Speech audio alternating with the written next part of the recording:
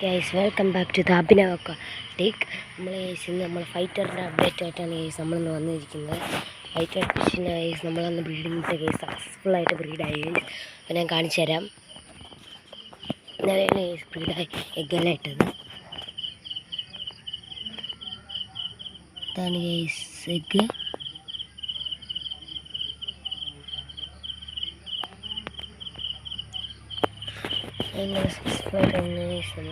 Fighter ബ്രീഡായി.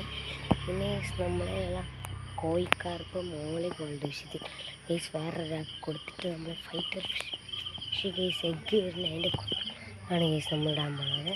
അതിൻ്റെ photo ഞാൻ കാണിച്ചു തരാം.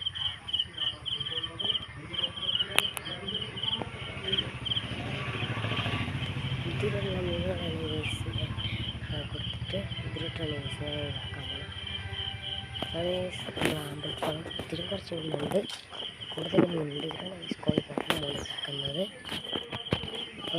ഇനി അടുത്ത അപ്ഡേറ്റ് ആയിട്ട് അടുത്ത വീഡിയോ കാണാം.